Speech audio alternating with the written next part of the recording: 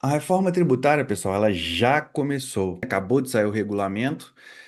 As empresas têm que começar a se movimentar esse ano. Existem operações em teste já, né? Por exemplo, a emissão de nota fiscal, mas ano que vem já começa a pagar impostos no novo formato definido pelo governo federal, né?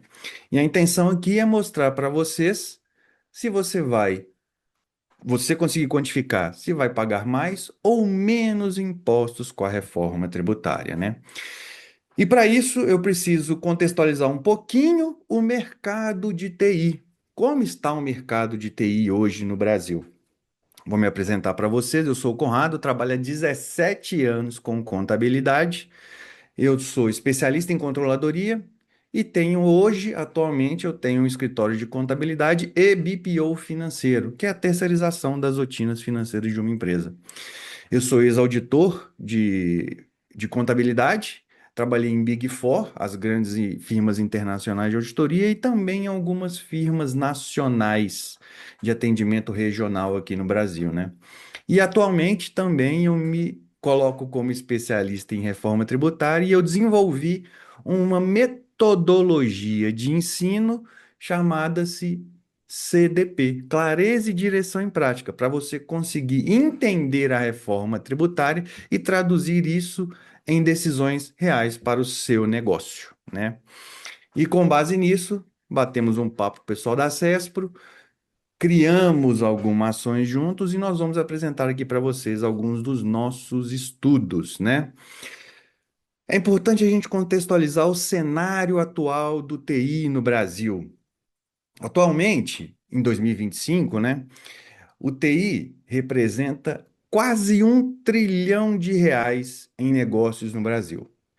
Nós já somos 7% do PIB brasileiro e empregamos 2 milhões de pessoas. E na empregabilidade, pessoal, é importante a gente fazer o parênteses aqui, né? Na empregabilidade CLT, né? Porque se a gente fosse contar os PJs também, isso aqui seria muito maior, né? Na empregabilidade CLT, são 2 milhões de empregados, de pessoas empregadas na área de TI, e o mais interessante, a média salarial do profissional de TI ela é maior, 3 vezes maior do que a média salarial do resto do país. Então, trabalhar com TI, sim, é mais rentável que trabalhar com outras atividades no país, né? E é importante a gente contextualizar também que esse mercado é grande hoje e ele vai crescer ainda mais. É um fato. Já existem estudos que no Brasil, nos próximos 4 anos, vão ser investidos mais de 2 trilhões em tecnologia. Muito dessa grana voltada para a nuvem e IA, utilização da IA, né? E o que que é importante a gente entender isso? Que esse mercado vai continuar crescendo. Se nós fizermos uma projeção aqui, hoje nós temos um mercado de quase 1 trilhão, né, em 2025, a gente fazendo uma projeção prudente. A vida me fez contador e contador tem um princípio da prudência. Se a gente fizer uma projeção prudente, nos próximos anos nós vamos ter uma média de crescimento de aproximadamente 10% ao ano. Como é que eu cheguei nesses 10% ao ano? Eu peguei o crescimento do mercado de TI dos últimos 3 anos e fiz uma progressão aritmética, né? Só que se a gente olhar para os números em si, de 2023 para 2024, o crescimento foi de 3%. Ou seja, em relação a 2023, foi 50% a mais. De 24 para 25, o crescimento da área de TI foi de 15%, ou seja, 6% a mais. Se a gente fosse fazer essa projeção aqui, provavelmente em 2026 o crescimento vai ser de 20%. Mas como eu tenho que ser prudente, por profissão, eu preferi pegar a média aritmética. Então, considerando isso, a probabilidade que até 2030 o mercado de TI no Brasil chegue a 1,5 trilhão. É um mercado enorme. E com isso, fica a pergunta: será que a sua empresa vai ter uma parcela desse crescimento? Nós estamos preparados para esse crescimento?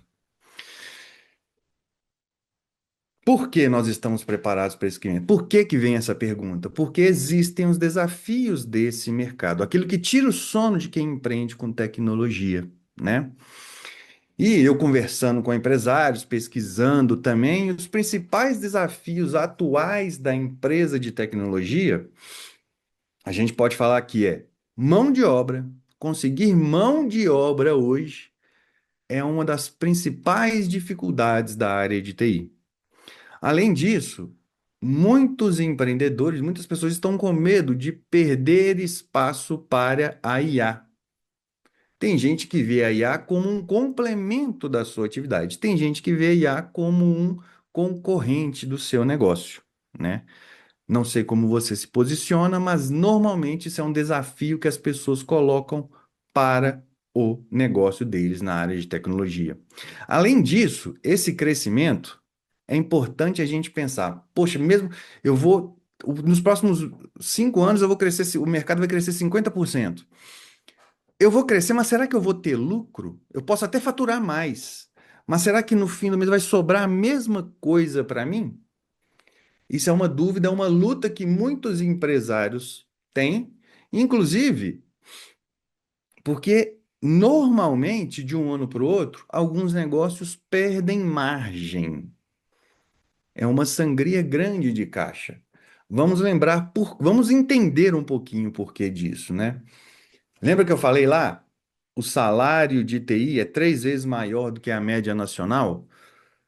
Provavelmente, o salário da área de TI nos próximos anos vai crescer mais ainda. Por quê? Porque a deficiência de mão de obra, deficiência volume, né? O volume de pessoas de mão de obra é muito menor do que os novos entrantes profissionais. Então, a tendência é que os salários aumentem e, consequentemente, a margem caia. E um outro desafio que as empresas de tecnologia vão passar nos próximos anos e que tem muita pouca gente falando é o impacto da reforma tributária no negócio dele. Descobrir tarde demais esse impacto pode ser muito prejudicial para as empresas de tecnologia. Então, diante desse cenário, a gente faz a pergunta: nós vamos crescer? Será que vai ser com margem que eu vou crescer? É isso que eu pretendo mostrar para vocês aqui e apresentar também o quanto a reforma tributária vai impactar nos negócios de tecnologia, tá? Quando a margem é muito apertada, qualquer aumento tributário vira uma redução direta no bolso do empreendedor. E eu quero mostrar para vocês o tamanho do efeito da reforma tributária no seu negócio. Esse daí, pessoal, é o pato macho, é o símbolo do nosso projeto Simplificando a Reforma Tributária, porque a reforma, a todo momento, ela fala muito claramente, a intenção é simplificar o sistema, né? Mas a real intenção por trás da reforma tributária é a arrecadação. O governo quer a todo momento garantir a arrecadação. A Edna falou sobre um detalhe, uma inovação muito grande, o split de pagamentos. Isso é só um garantidor de arrecadação. E assim como o split de pagamentos, várias outras metodologias estão na reforma tributária para garantir a arrecadação do governo.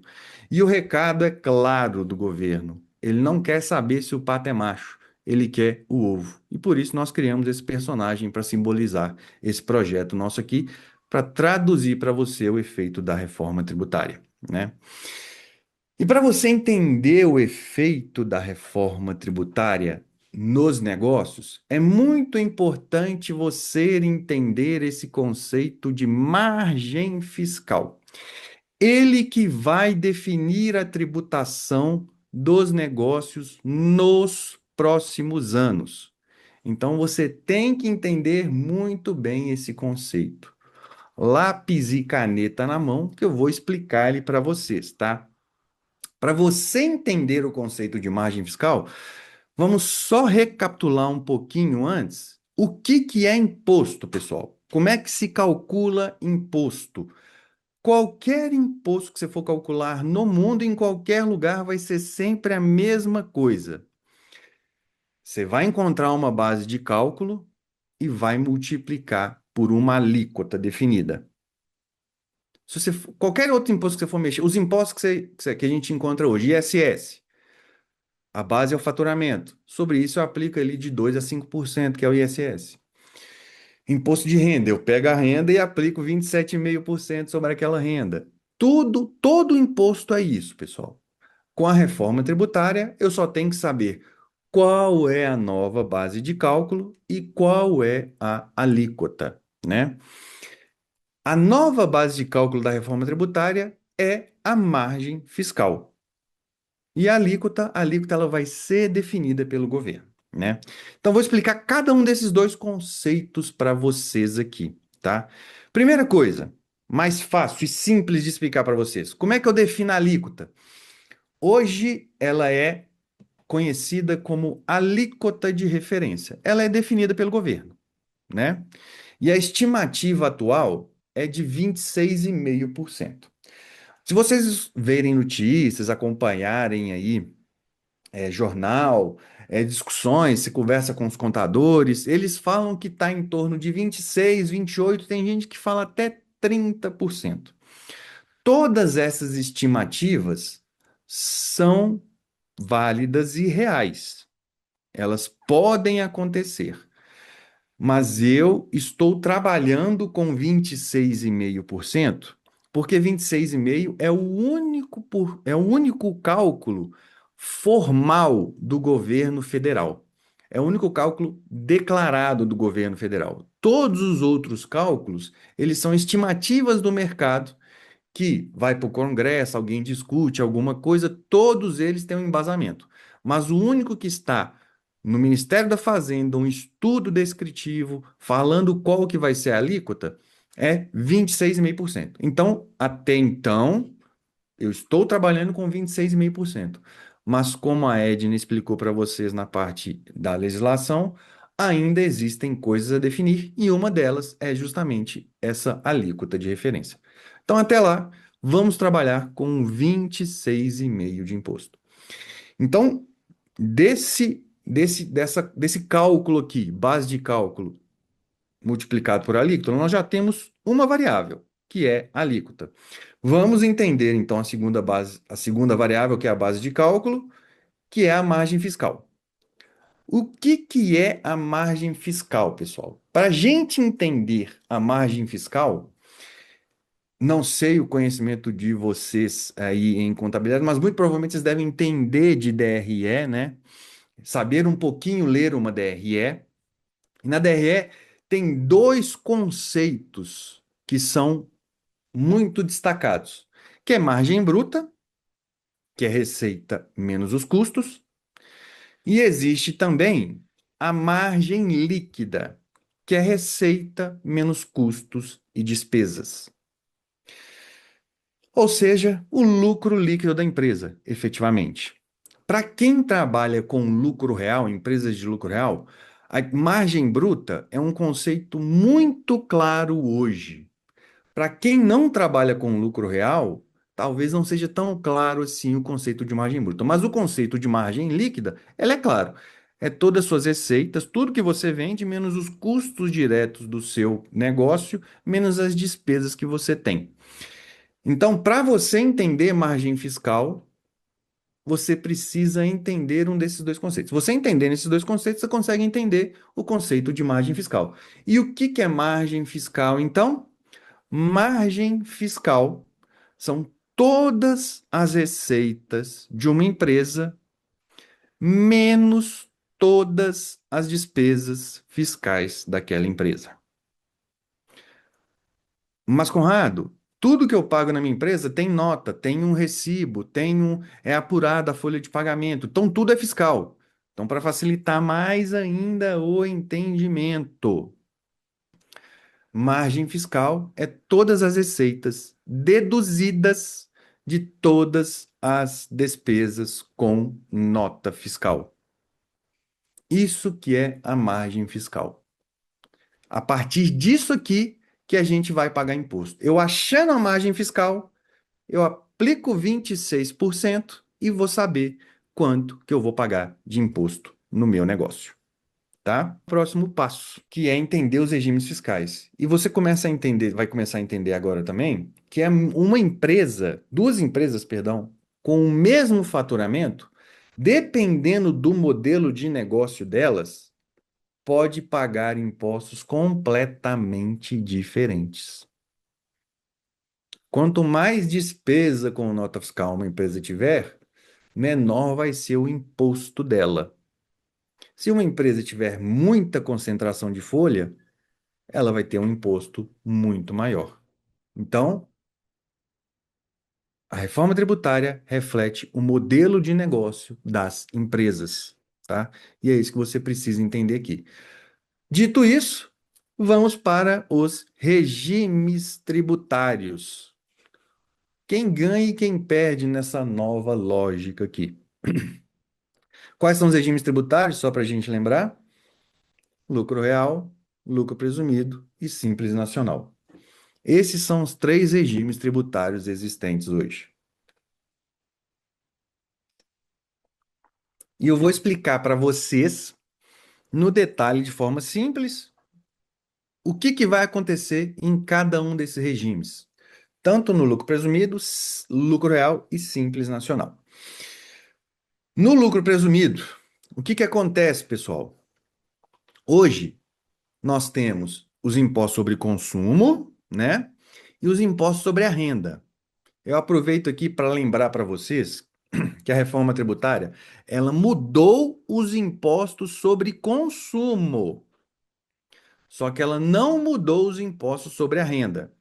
E aí o que que acontece então? Hoje nós temos essa cacetada de impostos aqui, PIS, COFINS, ISS, IPI, ICMS. Esses três aqui no lucro presumido, PIS, COFINS e ISS, eles incidem sobre o faturamento. A base de cálculo deles é o faturamento. Já o IPI e o ICMS, eles incidem sobre a margem bruta do negócio. Com a reforma tributária, esses caras aqui vão sair de cena e vai entrar em cena o IBS e a CBS, incidentes sobre o quê? Sobre a margem fiscal. E como a reforma tributária não mudou os impostos sobre a renda, assim como é hoje o imposto de renda e contribuição incide sobre o faturamento, após a reforma tributária, o imposto de renda e contribuição vai continuar também incidindo sobre o faturamento. Não muda em nada os impostos sobre a renda na reforma tributária, tá? Então, assim que vai funcionar a metodologia da reforma tributária no lucro presumido, né?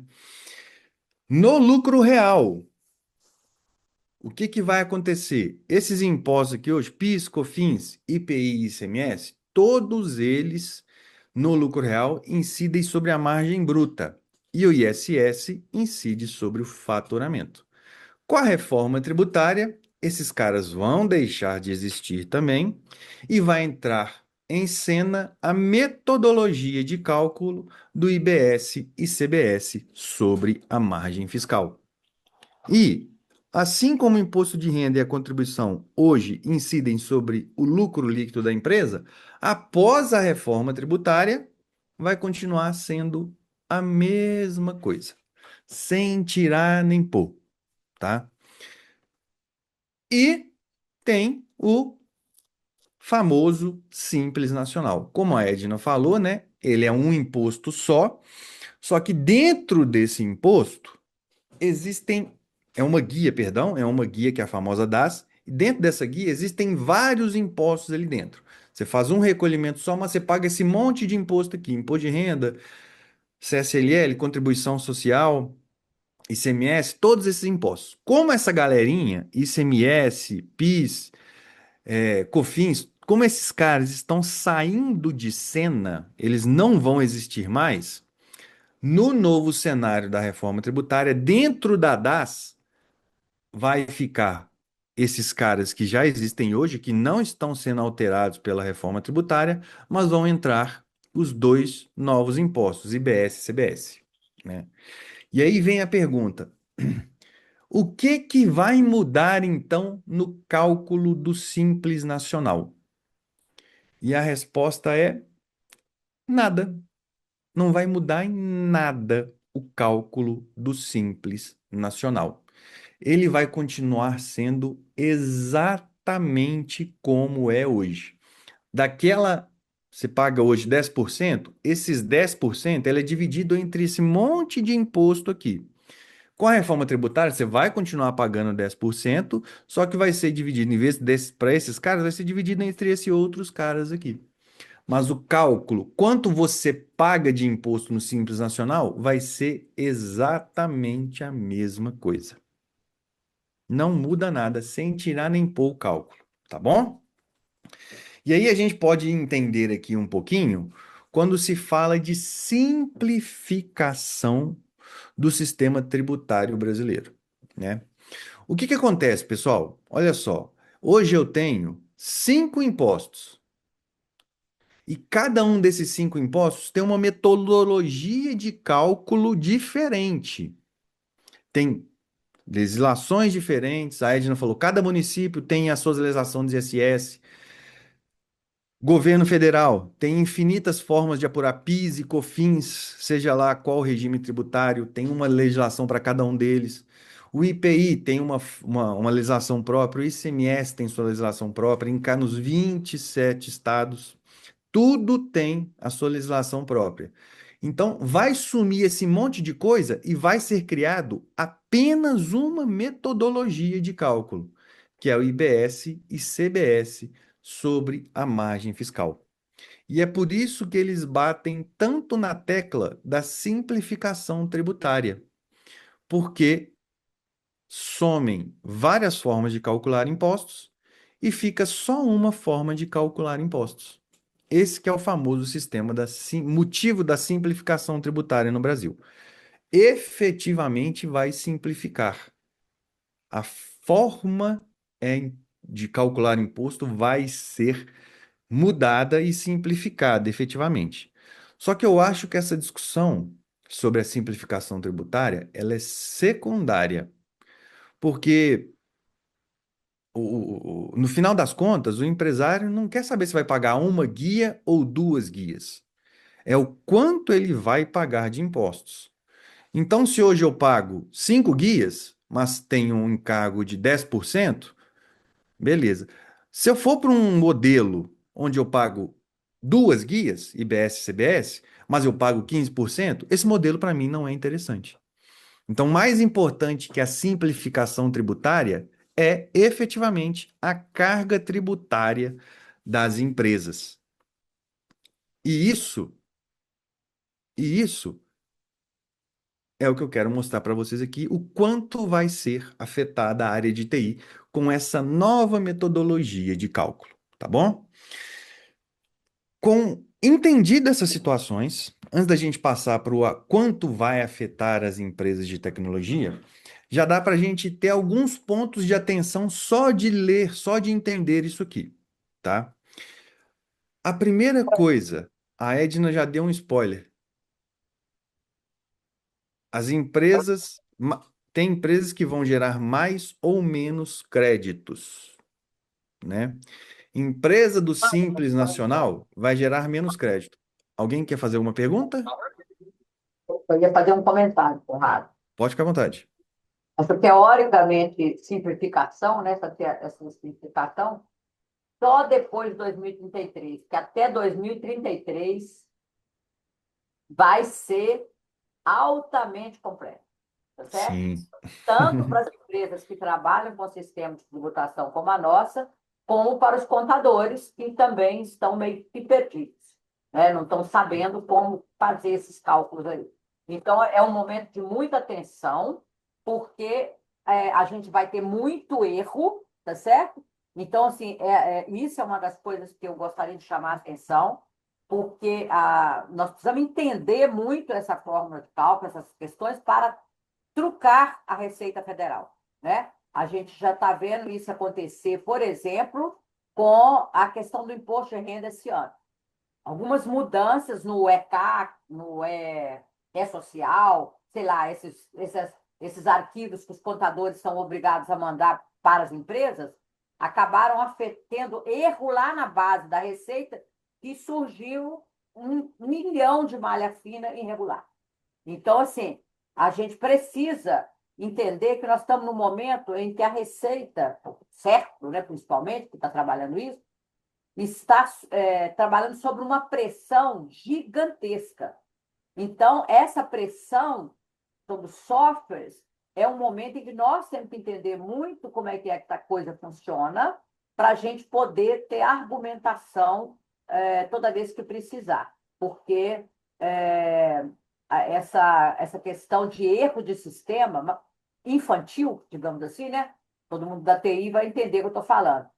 Os sistemas são todos infantis, tá certo?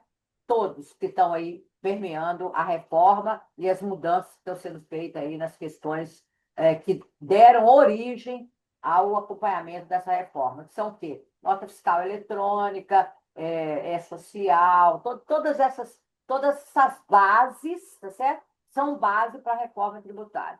Então, atenção para esse entendimento aí. Só isso que eu queria colocar.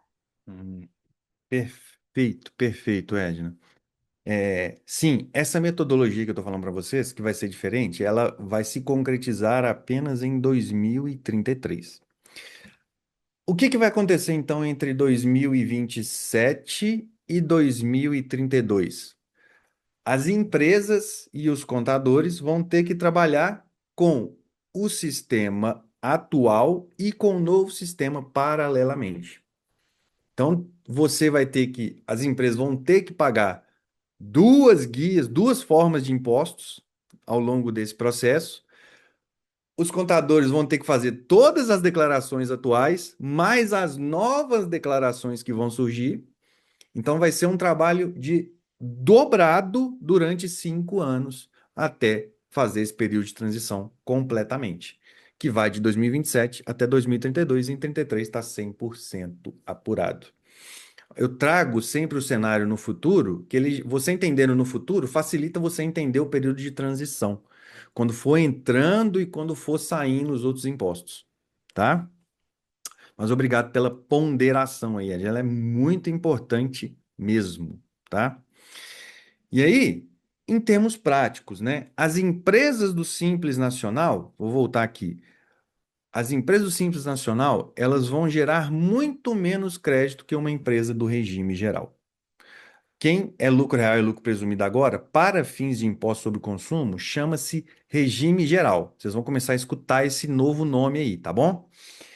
E o que que acontece, pessoal? Eu expliquei para vocês lá atrás, as empresas do regime geral, elas vão gerar de crédito 26% de imposto. A empresa do Simples Nacional, ela também vai gerar crédito, porém, em um patamar muito menor que a empresa do regime geral. Porque o que que acontece? Dentro da guia, vou usar esse exemplo de 10%. Dentro dessa guia de 10% lá que você paga da DAS, tem esse monte de imposto aqui dentro. E uma parcela desses impostos é o novo IBS e CBS. E somente essa parcela de IBS e CBS que você pagou de imposto que o seu cliente vai ter disponível. E eu fiz um estudo que as empresas do Simples Nacional vão gerar no máximo de crédito de 2% a 10%, enquanto uma empresa do regime geral vai gerar de crédito 26%. Então, quando você ouvir falar que as empresas do Simples Nacional vão perder competitividade, é por isso. Imagina que duas empresas, uma do regime geral e uma do Simples Nacional, ambas as empresas vendem um produto a R$ 100. Se uma empresa do Simples gerar o teto máximo de crédito para o Simples Nacional, que é 10%, ela vai vender por 100 e aquele cliente vai recuperar dela R$ 10. O custo efetivo daquele serviço no Simples Nacional para aquele cliente vai ser de 90. Agora, já a empresa do regime geral, ela vende por 100 e o cliente dela vai recuperar 26,5% de imposto. O custo efetivo para ele vai ser os 100 menos os 26, que dá 74. Então, no fim das contas, se você tiver uma mesma empresa, uma empresa do Simples Nacional tiver o mesmo preço que uma empresa do regime geral, a tendência é que a pessoa, que a empresa compre daquela empresa do regime geral, porque vai ser infinitamente mais barato comprar de uma empresa do regime geral do que comprar de uma empresa do Simples Nacional, tá? E aí o que que vai acontecer? As empresas vão começar a comprar melhor. E comprar melhor é o quê? Analisar a geração de crédito que aquele fornecedor vai dar para ela. Então, quanto mais crédito, menor o custo. E é aí que entra o Simples Nacional, perdendo a sua competitividade. Além do Simples Nacional, a gente tem que atentar para as reduções e os regimes específicos que existem que geram créditos de forma diferente na reforma tributária, tá bom? Então, com base nisso, eu fiz um estudo, eu peguei a Receita Federal, ela publica, chama dados setoriais, ela publica todo o faturamento, todo o imposto recolhido por área de atuação todos os anos. Então, eu peguei esse estudo e fiz uma projeção. Por que que eu fiz uma projeção? Porque é o seguinte, hoje as empresas vou voltar aqui, as empresas de TI, elas estão no regime geral sem nenhuma redução. Então, elas vão pagar sobre a margem fiscal dela 26,5%. Não vão fugir disso hoje. Só que essas empresas, elas são prestadoras de serviço.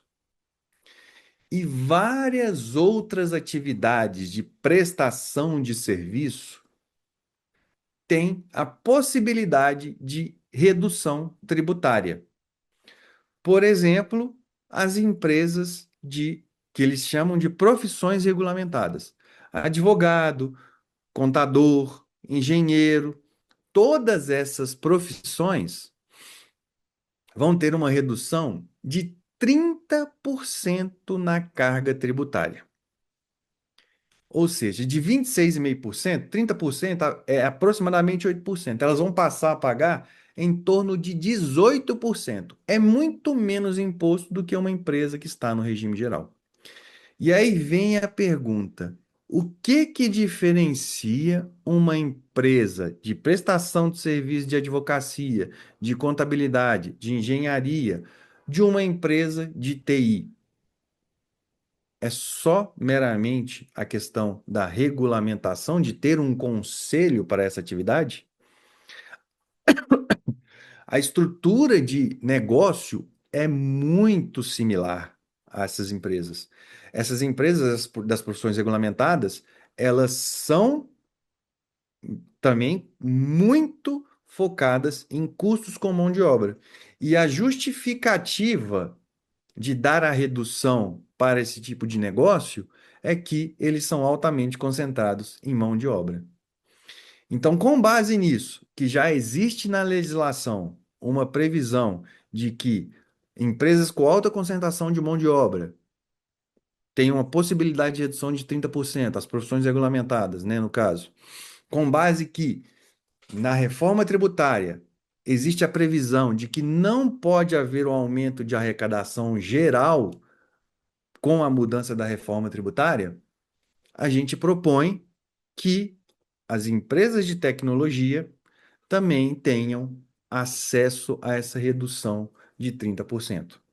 E aí, com base nesse estudo que eu fiz, eu cheguei na seguinte conclusão, pessoal.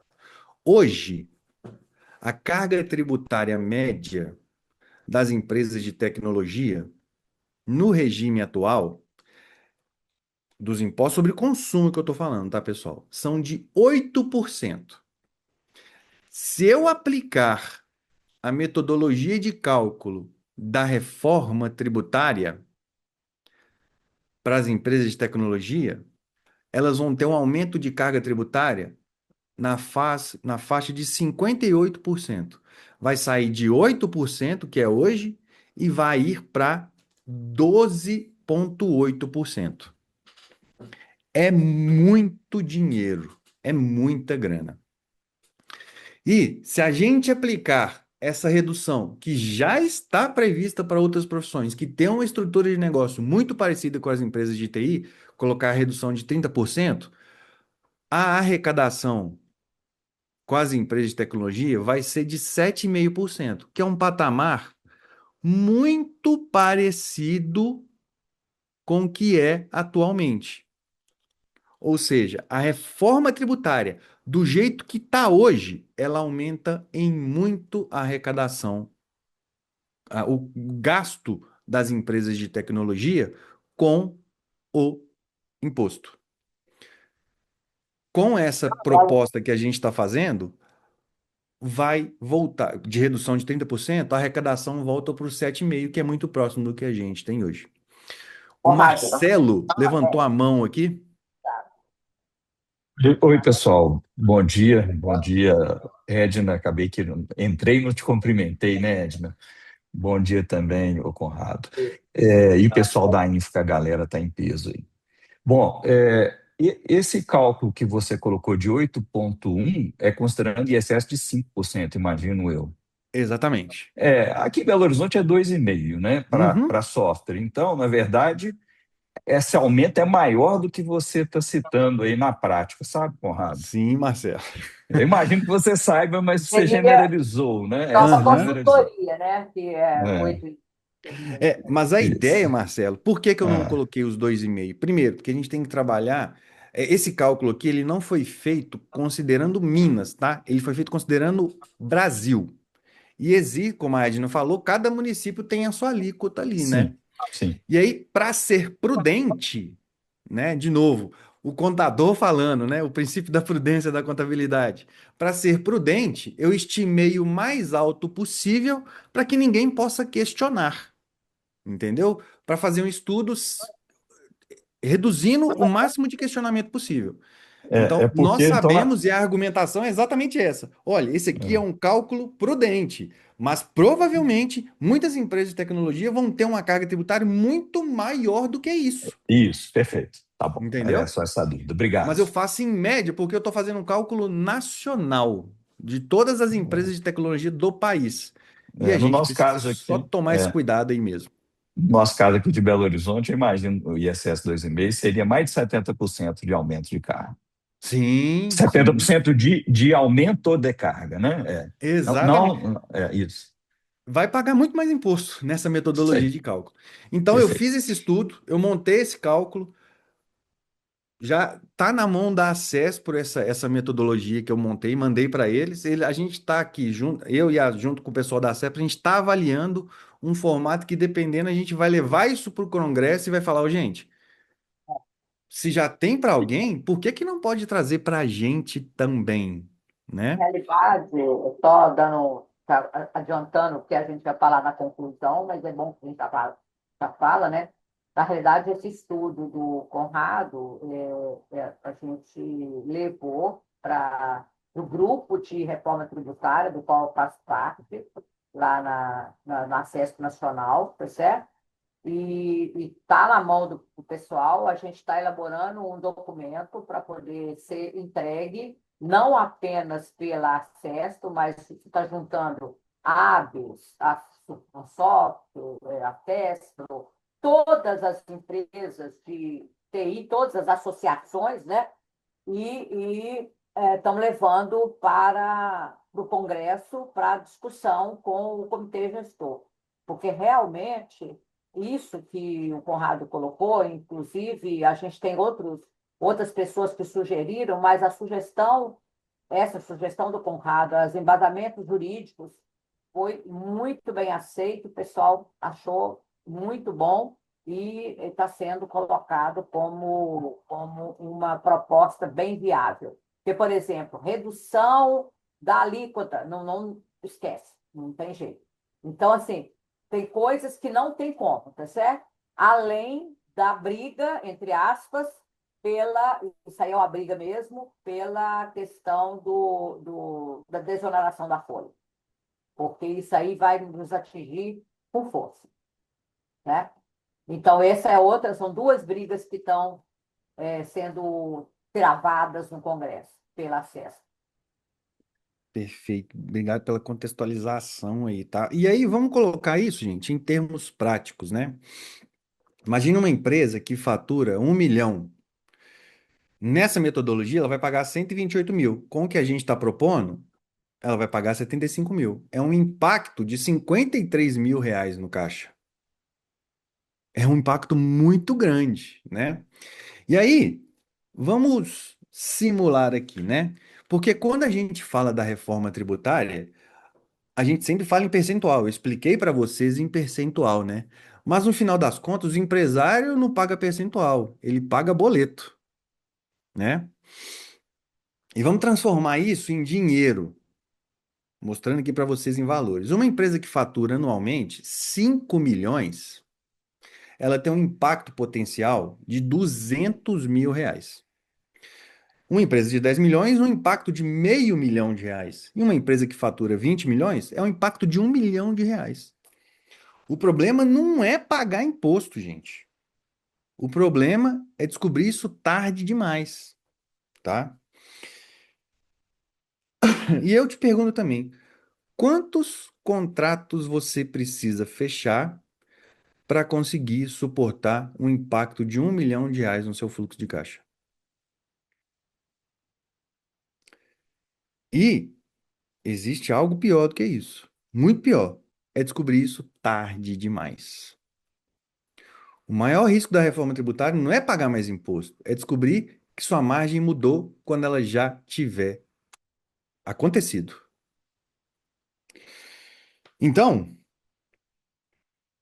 quando você descobrir isso, o seu preço já foi negociado, o seu contrato já foi assinado, a proposta para o cliente já foi enviada, e o cliente já está pagando com esse valor defasado. E não é mais uma questão tributária que a gente está falando, né? A gente está falando de uma questão de rentabilidade. E aqui eu vou tirar da teoria e vou trazer para a prática para vocês. Eu vou mostrar uma empresa real. Eu tenho um cliente, eu conversava com ele sobre o efeito da reforma tributária no negócio dele. Ele achou que seria uma coisa, o que eu expliquei para vocês, só que quando a gente simulou, o impacto foi outra coisa. Esse é o negócio dele hoje, 2025, último balanço que ele fechou aqui, do ano inteiro. Ele tem 13 milhões de faturamento e teve uma lucratividade de 3 milhões. 28% de lucratividade. Um bom negócio, um negócio bastante saudável. Com a reforma tributária, ele vai ter os mesmos 13 milhões de faturamento, porém, a rentabilidade dele vai ser de 21%. Ele vai perder, só com a metodologia de cálculo, ele vai perder 1 milhão de reais. Ele é uma empresa do lucro presumido e ele vai ter essa redução de resultado. Ele vai trabalhar a mesma coisa e quem vai ganhar mais dinheiro com ele é o governo.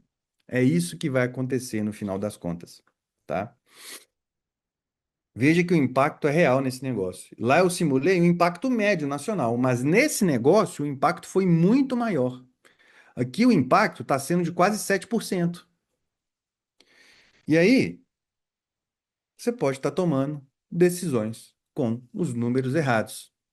Será que o seu contrato mais lucrativo vai continuar sendo assim? O seu cliente mais importante, se você for do Simples Nacional, será que ele não vai começar a te exigir crédito? E se seu preço estiver defasado na nova realidade? Você vai ter uma margem menor. Será que você já calculou essa margem menor nessa nova realidade? E se o seu regime tributário, você está no Simples, está no lucro presumido, será que esse regime é o mais adequado para você nessa nova realidade? Sua margem está mudando e você não percebeu. Você já consegue responder essas perguntas hoje? Se você não conseguir, a gente pode te ajudar também a descobrir isso, olhando especificamente o seu negócio. E a gente pode conversar depois dessa palestra. Então, eu queria agradecer. Basta você filmar esse QR Code aí e vai ter um chat com a gente aqui que a gente consegue mostrar para você no seu negócio o impacto da reforma tributária, fazer uma avaliação estratégica no seu negócio, saber qual que é a sua margem fiscal projetar isso para os próximos anos, saber um plano, fazer um plano de ação específico para você. Com isso daqui, eu vou conseguir passar pela reforma tributária. Se hoje eu pago tanto, o que que eu posso fazer para reduzir essa margem? Já existem planejamentos tributários específicos para isso. E vai ser um acompanhamento direto, sem você terceirizar a decisão. Nós vamos sentar e vamos montar isso daí no seu negócio. E com isso, fico à inteira disposição de vocês aqui para falar sobre o que vocês tiverem dúvida, para falar com vocês o que eu puder ajudar mais ainda na reforma tributária.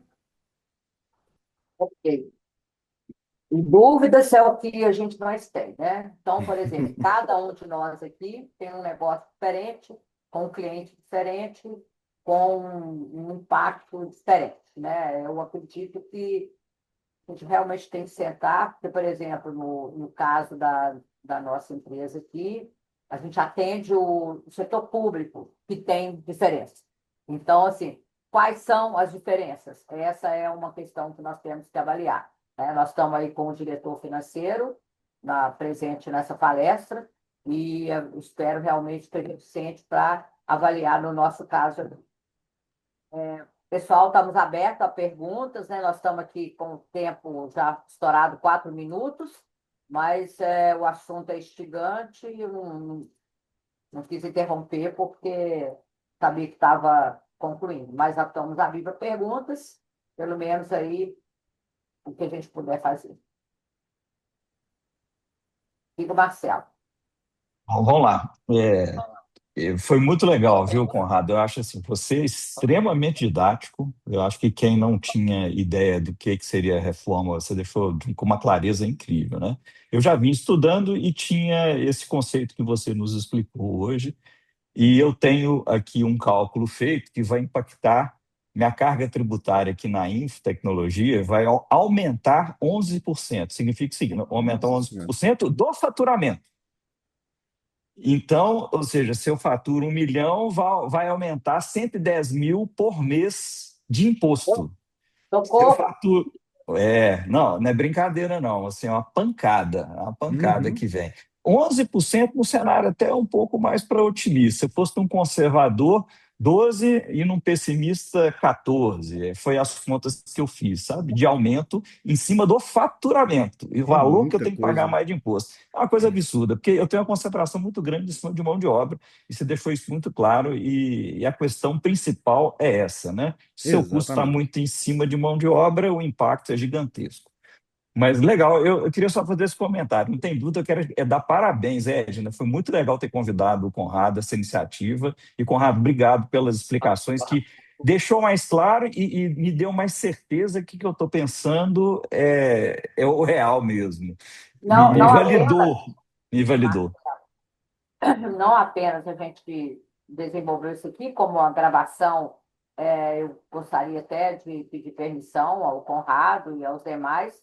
Eu vou estar passando esse vídeo para o grupo da reforma tributária, porque eles vão colocar assim: foi feito o documento, mas a explicação ela é fundamental para convencer os deputados e senadores de como que a coisa vai afetar o setor de TI. E o pessoal tem que entender que sem o setor de TI o Brasil acabou, não anda mais, tá certo? Então, assim, é o setor de TI que o Conrado colocou aí, muito pessimistamente, que emprega pessoas, emprega muito mais. Porque o que a gente sabe de empresa que trabalha só com PJ, com MEI, enorme, enorme. Então, assim, na minha empresa, por exemplo, o dobro da quantidade de pessoas que eu tenho são PJ. Então, assim, PJ é PJ. Então, quer dizer, só aí, tira só esse exemplo. Mas eu conheço empresa de TI, por exemplo, né, empresa de TI que tem os sócios e o resto, todo mundo, cento e tantas pessoas, todo mundo meio. Então, assim, isso não está contabilizado na sua estatística aí. Então, isso é um negócio que vamos colocar assim, por que o cara colocou e fez isso? Para fugir da questão da folha de pagamento, né? Da desoneração da folha. Mas a desoneração da folha não está nem sendo olhada na reforma tributária, não tem nada a ver. O que nós estamos olhando Uhum. aqui é faturamento. Então, quer dizer, em cima de faturamento, tem que parar para pensar, porque realmente é verdade. Agora, ô Conrado, uma dúvida que eu queria até colocar aqui, né? Aí que pipoca aqui na minha cabeça. Por exemplo, isso vai pressionar o governo, ou sei lá quem, a criar um conselho para a empresa de TI? Porque isso é outra coisa que está em voga. Eu mesmo estou brigando com o CREA do Espírito Santo, porque está querendo me multar, porque eu tenho sistema lá, falando assim que eu sou engenheiro de software, portanto, eu tenho que pagar CREA lá. Quer dizer, CREA da empresa. Nada a ver. Então, assim, CREA, Nossa. CRA. Quer dizer, quantas empresas de TI que nós temos que não tem nada a ver com CREA, com CRA, com esses outros conselhos? Todo conselho está querendo abocanhar isso. Talvez Uhum. seja a hora da gente criar um conselho de TI, não sei, pode ser, para entrar nessa jogada. Então, esse pode ser um caminho. Então, assim, eu acho que tem alguns caminhos políticos que a gente tem que trilhar. Nós temos que enxergar isso, tá certo? Então, assim, eu enxergo que talvez um caminho seja esse, para poder falar assim, ó, nós temos um conselho, então nós temos que entrar aqui nessa jogada dos 30%. É uma ideia, não sei, tá certo? Porque eu acho um absurdo a gente entrar debaixo de algum conselho que já existe. Não É. tem nada a ver, nada a ver. Então, Edna, isso é uma artimanha muito comum dos conselhos que existem hoje. Por exemplo, existem algumas atividades de eletricista que aqui em Minas Gerais elas são obrigadas a registrar no CREA. Um eletricista tem que ter registro no CREA da empresa dele. Por quê? Porque o CREA Minas criou uma relação de atividades que ele fala: se você trabalha com essa atividade, você tem que ter registro no CREA. Ele definiu. E muitos está e ele faz aqui em Minas Gerais isso é muito comum, né? Igual você está falando, em muitos estados tem gente que tenta fazer isso. Como não são atividades teoricamente soltas, né? É, é, essas atividades tendem a ser abarcadas por alguns conselhos. O conselho de administração fez isso, por exemplo, com a administração de condomínio, que é uma coisa que não tem nada a ver com o conselho de administração, a atividade. Mas é assim que se deu o mercado. Um caminho relevante, sim, no meu ponto de vista, dependendo, é criar o conselho de TI, É uma ideia que eu penso que posso entendeu? começar a falar nos CAs da SESC. Porque o conselho de vocês criarem o conselho de vocês, É, já efetivamente, foi, para já foi representarem tentado vocês. fazer isso várias vezes. Não sei, esbarra em política, tá certo? Mas vamos escutar o que o Augusto tem a dizer, que o Augusto levantou a mão aí. Obrigado, Edna. Obrigado, Conrado. Parabéns aí pela apresentação, foi excelente. Eu queria só tirar uma dúvida, assim, até em termos de percepção, né? Eu, enquanto empresa de TI aqui, olhando isso tudo, né, de cara, assim, a gente já imagina, poxa, como que eu posso me antecipar aqui, talvez, sei lá, fazer as simulações e chegar talvez até numa conclusão, poxa, vale a pena mudar de regime ou não. Mas o que eu estou entendendo aqui, qualquer mudança agora pode ser muito precipitada, né? Porque igual a Edna comentou, poxa, está sendo levado coisa através da CESPRO para ver se consegue ali uma redução de alguma forma, né? Então, assim, mesmo que a gente faça uma avaliação, entenda que talvez mudar de regime seja possivelmente menor, talvez tomar uma ação agora, eu estou entendendo que é precipitado. No caso, por enquanto, se preparar fazendo um acompanhamento, não é isso? Poxa, entendendo os cenários, o que está acontecendo, e E por talvez lá. vai ter um momento lá na frente de sim tomar uma decisão. É isso mesmo? Deixa eu só fazer uma parte aqui que eu ia até colocar na palestra, mas eu acabei não colocando. Nós temos um mês de agosto, é um mês de deadline, digamos assim. Então, todo mundo está colocando que o mês de agosto será um mês fundamental para a tomada de decisão. Todas as decisões em relação ao que vai acontecer em 2027.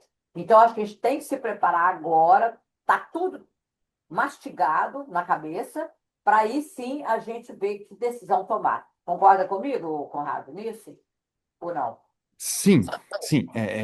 Então, vamos lá. O que que é, é setembro, tá, Edna? A Não, decisão é sim, mas eu estou dizendo mês de agosto para tomar a decisão para Para Setembro, colocar sim. em setembro, tá certo? Porque setembro é o mês de tomar decisão para 2027. Então, você tem que estar preparado até agosto. Então, eles estão Sim. colocando que agosto será um mês de muitas De você ter definições. as informações na mão já, né? Não, isso. E será um mês de definições do Congresso. A política está se Ah, sim, sim, entendi. movimentando para que as coisas aconteçam em agosto.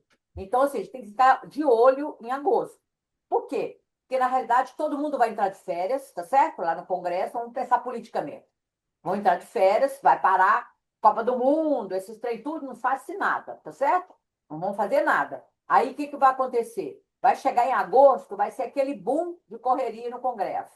Porque depois vai ficar preocupado com a eleição. Então, nós estamos num ano horroroso. Horroroso. A janela é só agosto.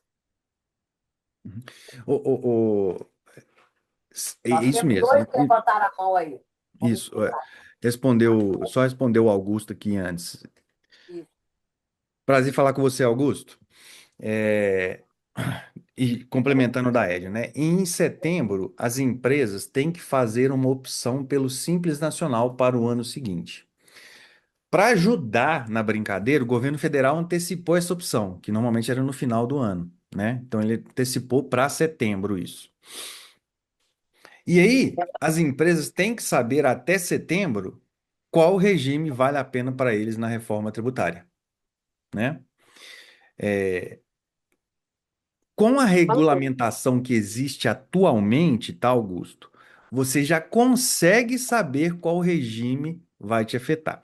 Mas nas empresas do Simples Nacional, as empresas do Simples Nacional têm que atentar pelo seguinte: olha, eu não vou mudar em nada a minha metodologia de cálculo. Eu vou pagar o mesmo imposto que eu pago hoje, eu vou pagar ano que vem se eu for Simples Nacional. Porém, o que acontece, e eu já tenho aqui casos disso, muitas empresas já estão comunicando aos seus fornecedores que a partir de 2027 eles vão exigir a entrada no regime geral para poder gerar crédito. Eu já tenho dois clientes que tiveram essa comunicação aqui de clientes deles. E aí, nesse caso, o que que eu recomendo para as pessoas, né? Você consegue quantificar quais são esses casos? Do seu faturamento, quanto que representa essas possibilidades? Porque é o seguinte, eu vou pegar toda a minha receita, por causa de dois, três clientes, quatro clientes, eu vou pegar toda a minha receita que eu pago 10% hoje e vou passar a pagar 26% por causa de um, dois clientes? Existem planejamentos também, tá, ô Augusto?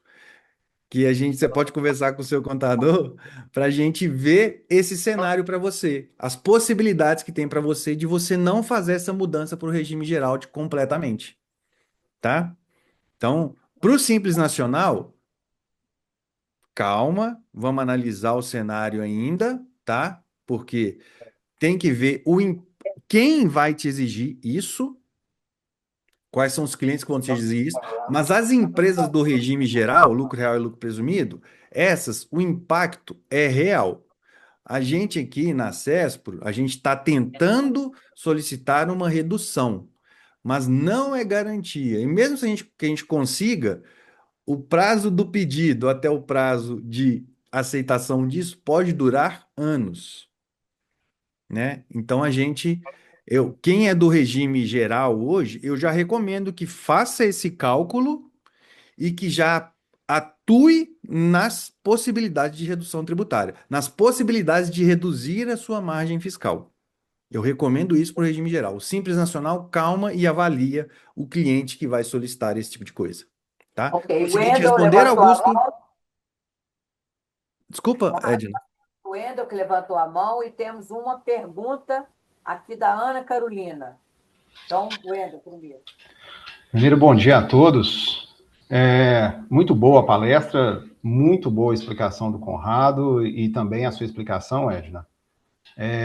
Muito bom esse espaço aí que vocês estão dando para a gente discutir, né, e entender melhor a questão da reforma. Eu tenho uma dúvida que ela vem antes um pouquinho. Você falou rapidamente sobre split payment e acredito que deve ser implementado para o ano que vem, né? E o split payment, ele cria um contexto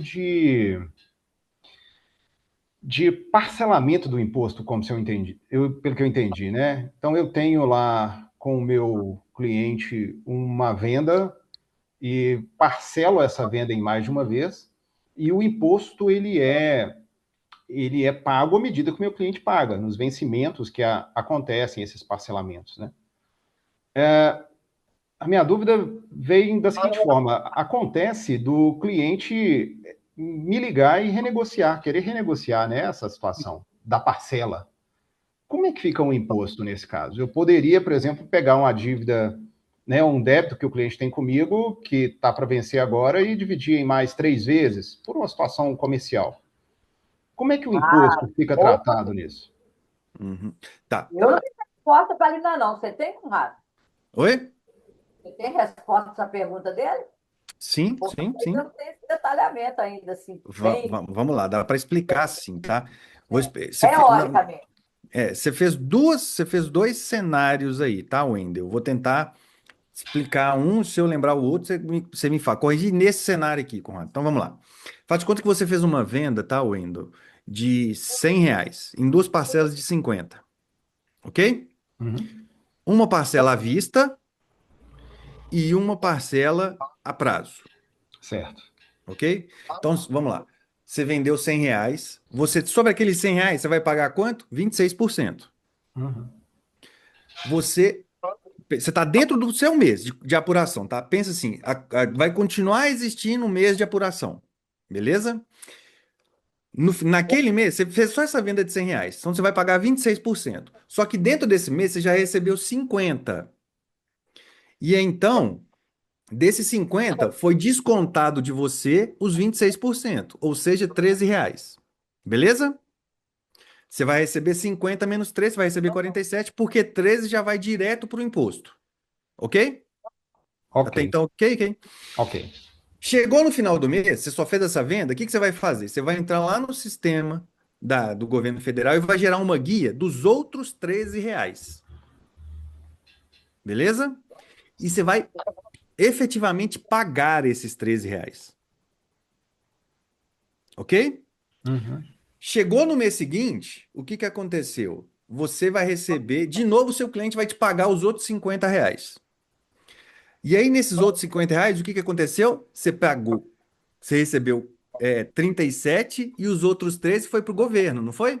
Isso. O que que o governo promete, que é o que a Edna falou? Em até 3 dias ele vai te devolver essa grana. Ou seja, o governo não perde em momento algum. Ele vai ter esse imposto antecipado e depois ele me ressarce. É o Exato. Só famoso, se a que farinha é pouco, meu pirão primeiro. só que o sistema, por isso que eu falei, muita atenção com o sistema, porque isso aí nem é infantil, nem está pronto ainda, nem está Uhum, pronto. isso. Então, é nascedouro, digamos assim. E nós somos da área de TI, a gente sabe o que é sistema infantil, né? A gente sabe os problemas que podem estar permeando um sistema que está sendo desenvolvido sob uma pressão violenta, como está sendo feito lá dentro do CERN. Então, assim, toda a atenção ao software, toda a atenção à base de dados é o que eu deixo como dica, né, para toda empresa de TI que sabe muito bem com o que a gente está lidando, né? Conrado, a Ana Carolina fez uma Ô, pergunta. Edna, deixa Ah, eu só complementar uma informaçãozinha aqui que é tá, bastante importante e tem a ver com o que você falou aí, tá? Seguinte, pessoal, tem muita gente atrelando a reforma tributária ao split de pagamentos. A reforma tributária vai acontecer independente do split de pagamentos, tá? vai, O que que vocês têm que entender? O split de pagamentos é uma das 5 formas que o governo criou para garantir a arrecadação. Ele criou um conceito de extinção do débito. E tem 5 formas de você fazer essa extinção do débito. O split de pagamentos é um deles. Só que enquanto o split de pagamentos não estiver funcionando, tem as outras 4 formas. Por exemplo, uma das outras 4 formas é o quê? é você não recuperar o imposto até que o seu fornecedor pague. Então, você só vai ter direito a crédito se o seu fornecedor pagar o imposto dele. No final das contas, você vai virar um fiscal do governo, cobrar o seu fornecedor a recolher o imposto dele. Tá vendo que o Maravilha, governo hein? não jogou para perder? Ele mostra a todo Maravilha, porque momento. o meu cliente de prefeitura demora aí 90, 100, 4 meses para pagar, e eu vou pagar o imposto antecipado. Que beleza. Exatamente. Ah, que maravilha. Maravilha. Bom, então aqui, ó, a Ana Carolina colocou assim, eu fiquei com a dúvida. Você falou que as despesas não fiscais para o cálculo, de base de cálculo, são a folha de pagamento e seus encargos e bens de uso e consumo pessoal. Entendi que a folha de pagamento seria apenas CLT, isso mesmo? Como ficam PJs cooperados nessa conta? PJ é nota fiscal. Cooperado também é nota fiscal. Então, sobre aquela nota fiscal, ele vai recolher IBS e CBS e você vai poder recuperar IBS e CBS. Esse conceito de despesa não fiscal é meramente CLT. Ou seja, né, é o que está começando a acontecer, que as empresas estão caminhando para a pejotização em massa. Isso. Né? Inclusive, no Então, nosso projeto Simplificando a Reforma Tributária, eu mostro o cálculo da pejotização para as pessoas, para elas entenderem o tamanho do efeito disso e a viabilidade disso, financeira disso. bom, e a outra pergunta que está aqui é se ainda é possível trabalhar a desoneração da folha de pagamento. Bom, daí eu vou responder nas últimas reuniões com o pessoal que trabalha dentro do Congresso para acesso, isso está sendo muito difícil de trabalhar. O pessoal está trabalhando isso para ver se consegue manter essa desoneração da folha, mas não está sendo fácil. Então, vai ser briga de gigante. Então, essa eu posso responder desse jeito assim. Tem margem? Tem, porque tudo é político, mas vamos ver, né? O pessoal vai ter que terminar. Ah, Zé Geraldo quer fazer uma pergunta. Pergunta, Zé Geraldo, porque nós estamos aqui já no avançado quase meia hora. Diga. Bom dia, pessoal. José Geraldo, Magistec Sistemas, aqui de Viçosa. E justamente sobre essa colocação final sua, Edna, parabéns, Conrado, pela apresentação. Acho que a gente está acompanhando isso também de perto, aí, alterando o nosso sistema por tudo, aí, voltado à reforma tributária e ciência do impacto dela para nós. Foi muito rica aí a sua explanação e da Edna. Mas eu queria fazer uma pergunta mais no cunho político mesmo. Quais deputados da nossa região, do estado, que estão mais empenhados e à frente disso, junto com esse grupo de trabalho, para que até a gente possa ver alguma força, né, para chegar junto Ó, nesse assunto, porque eu acho isso muito importante e é um caminho que temos que seguir. Zé Geraldo, excelente essa colocação sua. Eu não sei te responder. Eu vou procurar saber, tá certo? E vou divulgar, né? Para que a gente comece, né? Você está na região de Viçosa, você falou? Exato. Para a gente poder começar a trabalhar esses deputados, os senadores, porque é aí que está a nossa jogada. Eu vou ver quem é que está à frente disso.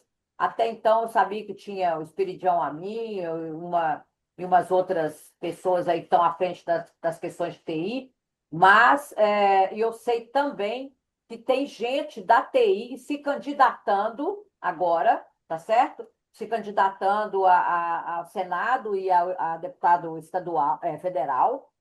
E a ideia é que a gente faça apoio a esses candidatos para que eles que são da TI entrem realmente no governo e façam diferença para nós, porque até então nós temos muito pouca gente na base política, entendeu? Então, assim, e o pior é isso não, tem que convencer o cara, explicar, o cara não entende, então é complicado, né?